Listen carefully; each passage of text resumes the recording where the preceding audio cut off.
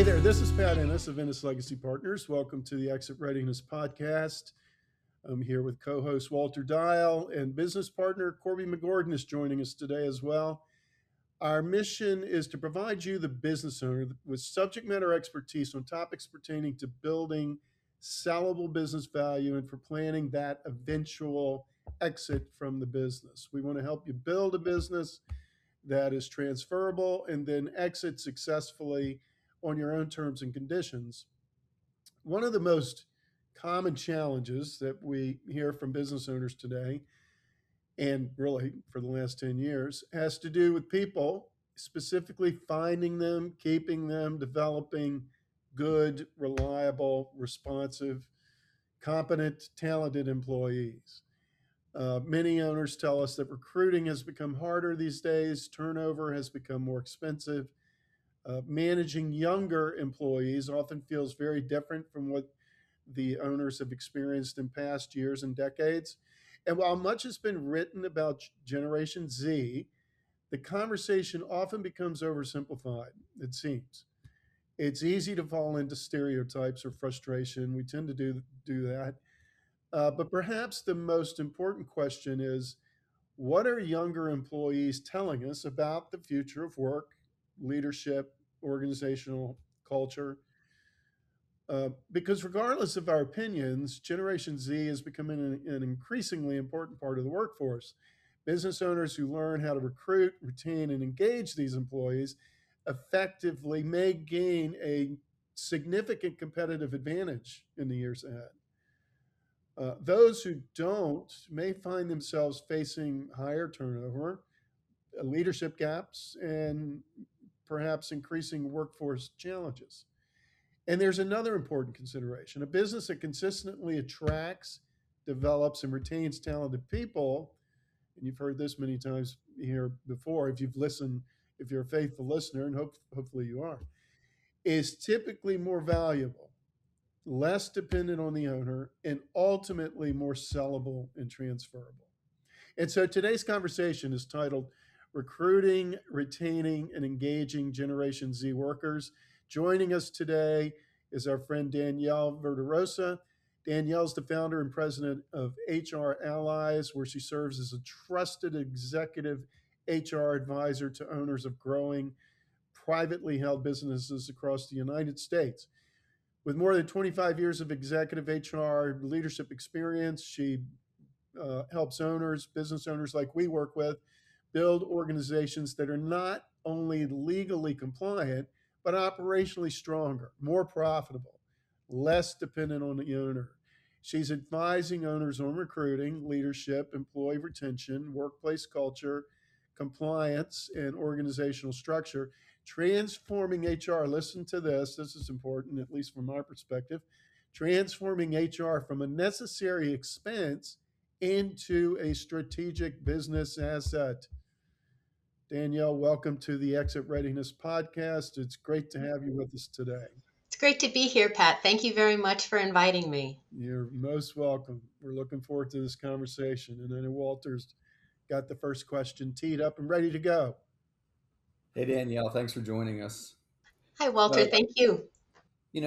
The question I'm going to ask you, I'm going to give you my answer. I'm going to ask you the question. I'm going to give you my answer.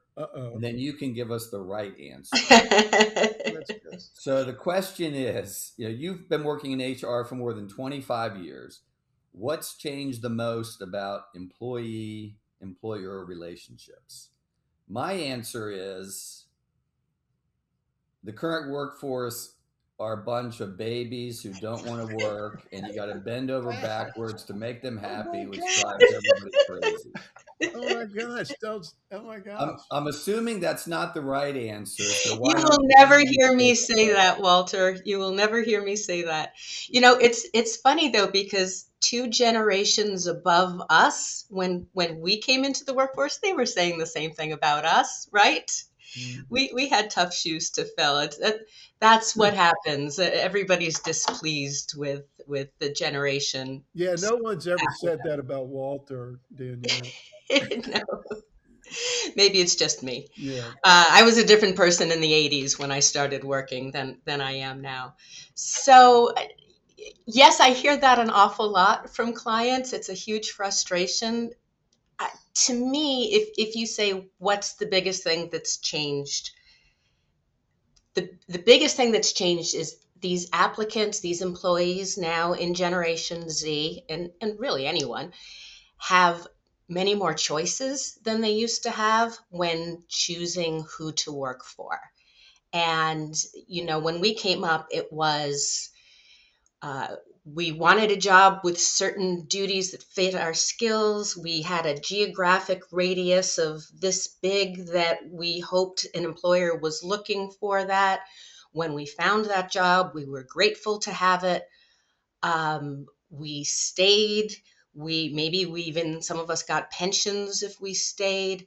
We never thought about, if we had any complaints about who we worked for, we would tell our spouses or our best friends, but it was just expected that that's the job. That's what you do when you work. Is you're not going to love your job, but you got to have a job. Now, because of technology and the internet and remote work and the ability to work remotely, the applicants, the employees are in the driver's seat with choice. And they're not afraid to exercise their choice. They're very comfortable with, if something doesn't feel right, they will go. So I think it's up to us to realize, the same way we've adapted our business models to increase the revenue, we have to adapt our approach with our employees and the applicants to recognize that it's not 1995 anymore. We have to evolve to meet them where they're at, because they've got a lot of choices, and now we're competing for them instead of the other way around. Mhm. Yeah. So, Danielle, then there's always that dynamic of the business owner understands the business from a point of view of the need to be profitable, the need to produce work, the need for people to work hard. And oftentimes the employees don't quite get that. It seems to be more pronounced now. Uh, how does an employer balance that, almost the authority issue, the command issue versus the avoiding Yeah, the placating, okay, whatever you placating, want. right. I I'm not gonna, I'm no judgment on Generation Z, right? They are who they are. Each of our generations had a unique thing and reputation. I'm not saying your comments aren't unfounded. Like, we've all worked with Generation Z, and they are definitely different. I think, in a nutshell, I would always hold accountability and communication. If I'm an employer, like, those are two things I don't sacrifice on. Anybody that I hire, I'm going to have expectations that they will do the work that I need them to do, and if they don't, I will hold them accountable. I will over communicate, because this generation is all about communication and transparency. They demand transparency. So I'm going to, whereas as a business owner, I might by default think the business is my private business. I'm not sharing it with employees. They don't have this need to know. Generation Z doesn't really see hierarchies. They don't really see authority. They're just, to paint a wide brush with them, that's just not how you're going to get them to respond to you. So I would be, as a business owner, more transparent about the business and their role in reaching the business goals, rather than sort of keep it quiet on the down low on a need to know basis, because these guys want to know that they are part of, they are in a very important part of something that's being built for good. And authority isn't what you exercise to get them there. You got to get them, again, they feel like you're almost a peer with them, and they want to have information shared with them so they see their important role in the business. Yeah, it almost seems like, oh, people talk about vision and the whole company being on board with the vision. You're Yeah. saying owners actually have to do that. Yeah, right. It's a good idea, right? To first, when you have your vision and your mission and your values, like, mean them. Don't just cobble together what sounds like a fancy vision statement. And I always laugh because inevitably a company will say, we're all about our employees. We put our employees first. They're our most valuable asset, and we treasure them that way. But then when you look at employers' actions, what they actually do, the policies that they have, the benefits, costly benefits and free benefits, it doesn't really back up that vision that often. And the Generation Z, you cannot fool them. They are suspicious. They've grown up with fraud and catfishing and fakes, and you cannot fool them by saying you've got a wonderful workplace culture and an amazing vision if that's not what you're actually displaying. They've got no tolerance for fake. Hey Danielle, you know what? Before we go any further, who are these Generation Z people? When were they born? Oh, Pat, why didn't I study that exactly? They were born, let's see, my stepdaughter is 27. She was born in 98 and she is old Generation Y.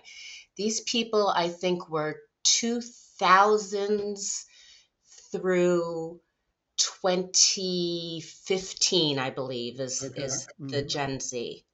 Got it. Okay. And so what we like to give some practical advice in these conversations so that there's some takeaways that a listener can just say, okay, here's one, two, or three things I can do over whatever period of time. What's one thing? Let's just start with one thing. What's one thing every business owner who's listening today could change this week that would make younger employees more likely to stick around? At least the ones that they want to stick around. Right. Not all turnover is bad turnover. Right now, that's right. Um, if a company's having unwanted turnover, I always look to see what the pattern is, why people are leaving. Is it because they didn't work out and they were bad employees, and that's fine. And that says to me there's a problem with the selection process, the interview and the selection process. If they're good employees, though, to your question, and they're just not staying, I am I am the biggest proponent fan of a good onboarding. Meaning, how do you work with the employee when they first show up on day one? And unlike other HR consultants, I don't think at all that onboarding needs to cost money. I don't think it needs to be this prolonged, structured, crazy matrix of KPIs. If your listeners could change one thing, I would say this to them: make the first day that employee works the best day they have ever had in a job ever. And we don't do that. Usually, when we think about what does somebody's first day look like, they show up, you put them in a conference room, and they fill out paperwork for an hour or two, and maybe they watch videos like the sexual harassment video or the company orientation video, and it is they come in so excited for their first day, right? They've told everybody about it, they figured out what to wear, they want the boss to like them and them to like the boss.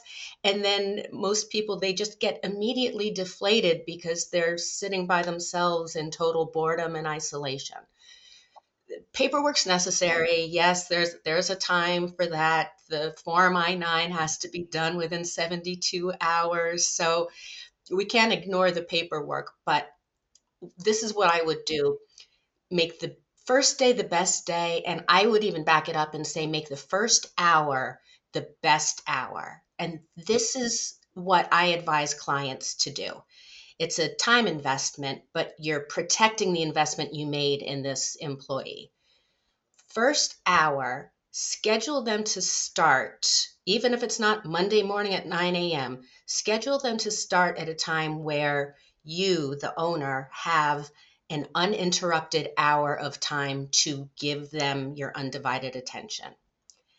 And in that hour, you are going to not just welcome them, tell them how excited you are, but I love this trick. You're going to tell them exactly what you liked about them that caused you to hire them.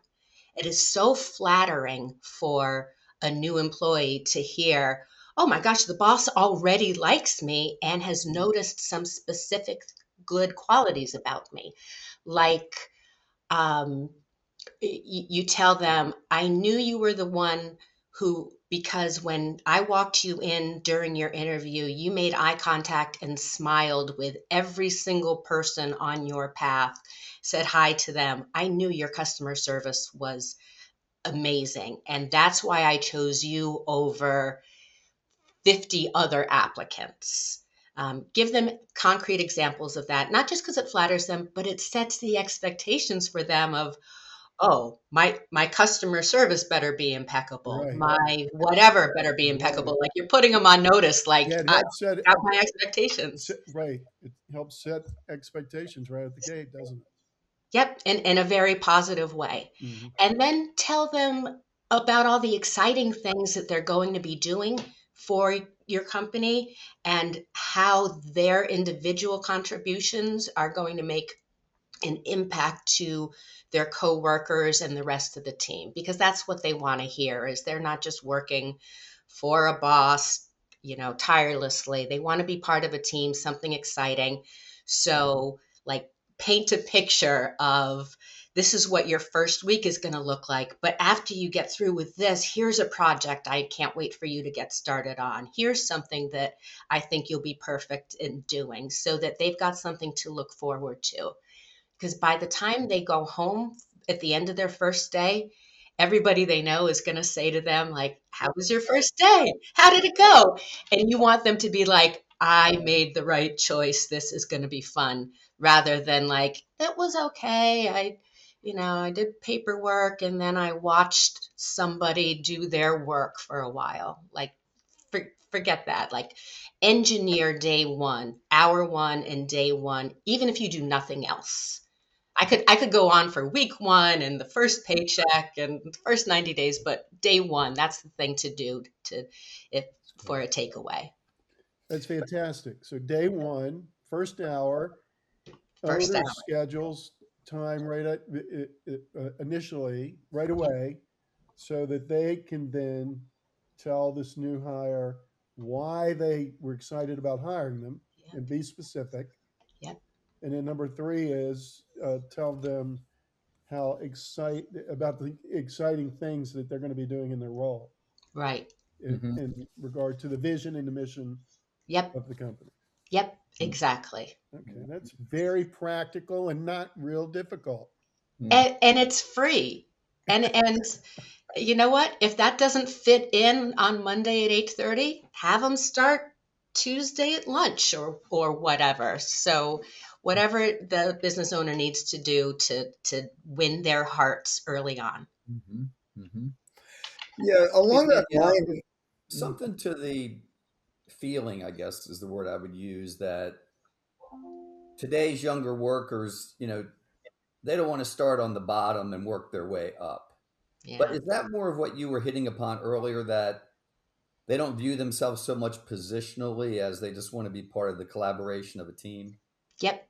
Very good observation, Walter. I think that's exactly right. That they don't Mm-hmm. they don't see themselves as, this is an entry level job. I have to pay my dues and then I'll move up.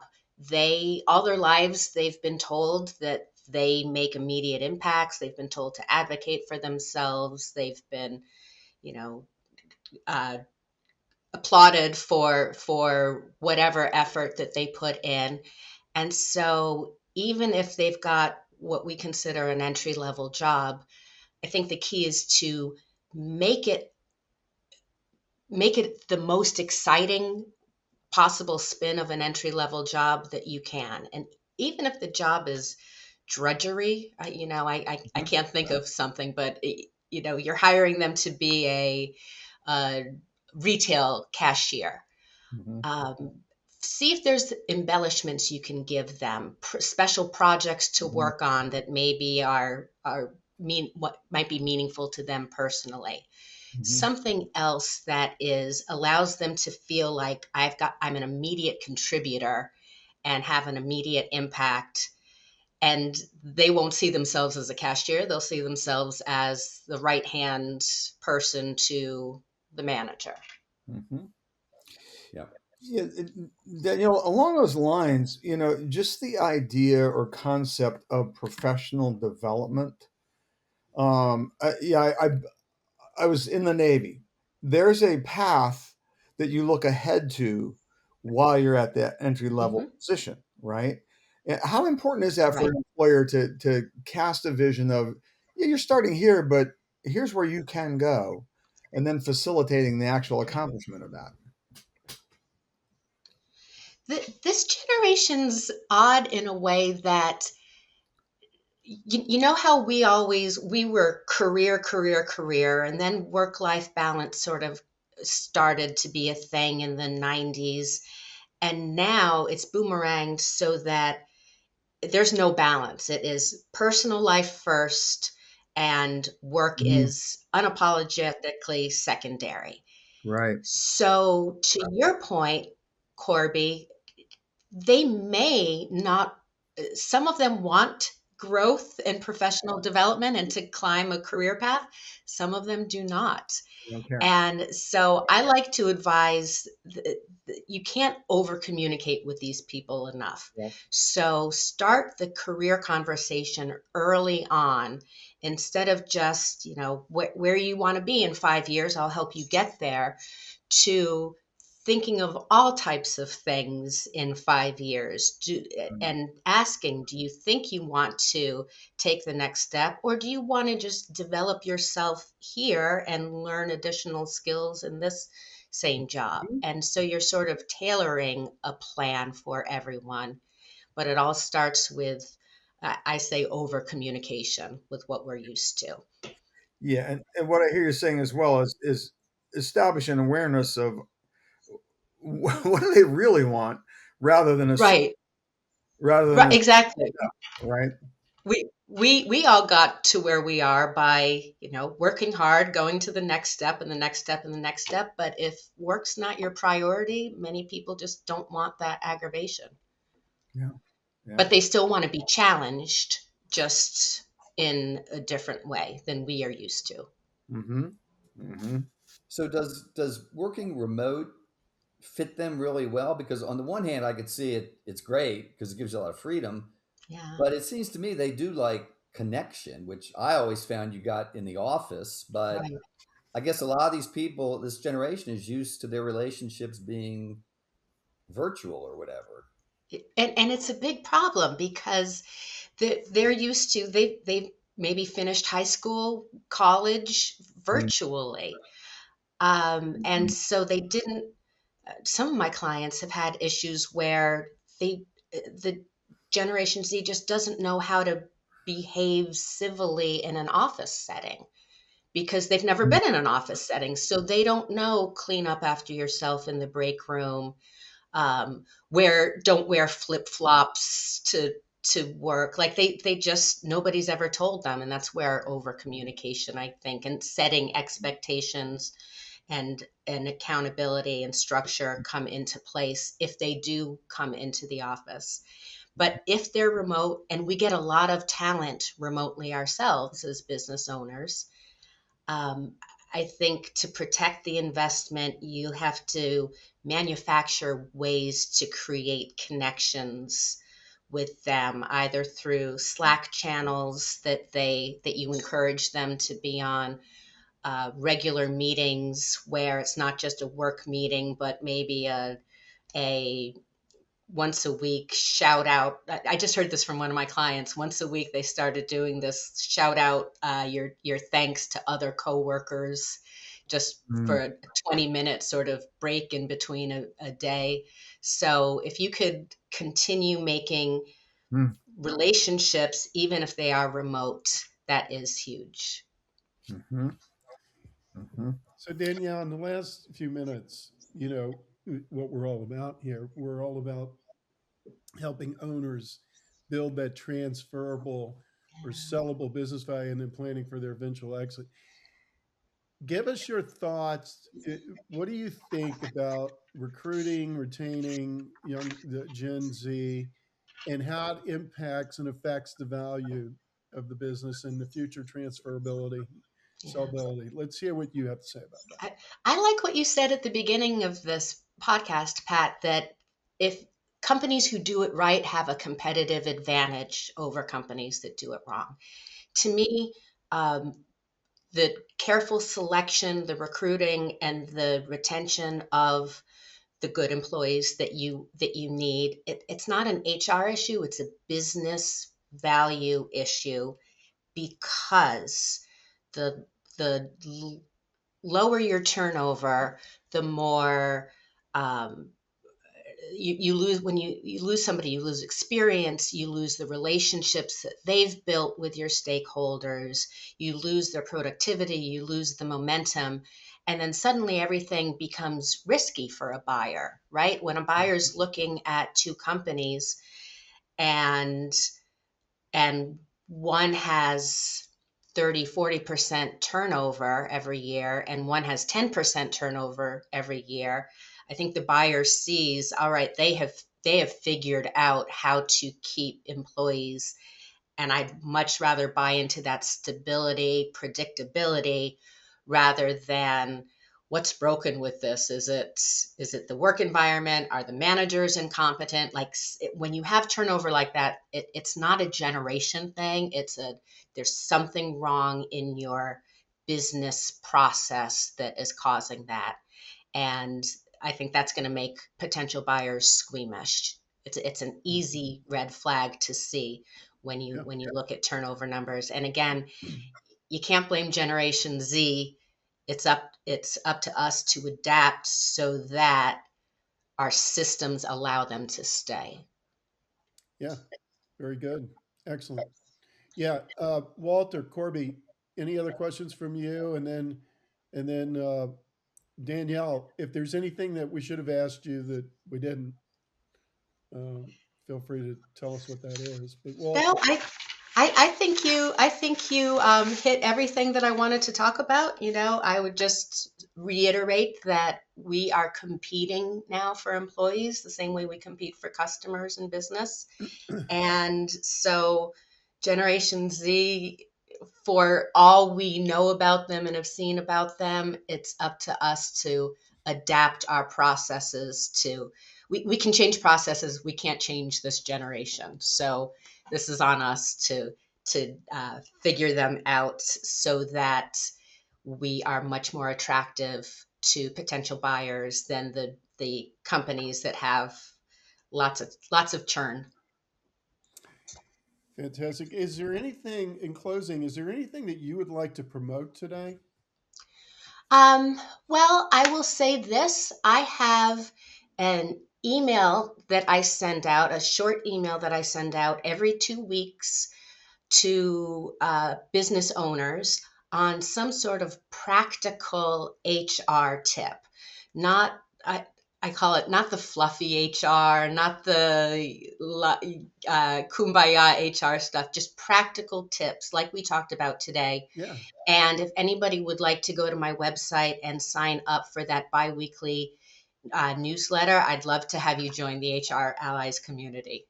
fantastic. Okay, and if they want to contact you, that's how they could do it too, through the website. Yep, through the website, hrallies.com. All right. Well, that's fantastic. So, listeners, you got non-fluffy, very practical advice today. Let's make sure, if you don't do anything else, let's take a look at that onboarding process and make sure that first day, that first hour is the best they've ever experienced by looking at, well, we, listen to it again if you have to. But so take a look at that. And if there's anything else, contact Danielle, and she'd be more than happy to talk to you and see how she might be able to serve you even beyond that. Um, and then too, if you need help or want help in building that valuable, transferable, sellable business or planning that eventual exit, you can reach Walter, Corby, and myself through our website, nslp.com. You can, and if you prefer, you know, if you prefer to move through a planning process at your own pace and try to DIY it with maybe some sanity check along the way with us dipping in every once in a while, visit exitreadiness.com and explore our new platform, Exit Readiness DIY. It's a platform that combines our proven framework for planning, practical tools, assessments, educational resources, and it's designed to help you make the better decisions along the way and create more options for your exit. So thank you for listening. If you found today's conversation helpful, please consider liking it and sharing it on social media and subscribing. And so until the next time on Exit Readiness Podcast, this is Pat Ennis and Walter Deyhle with Corby McGordon signing off. Thank you.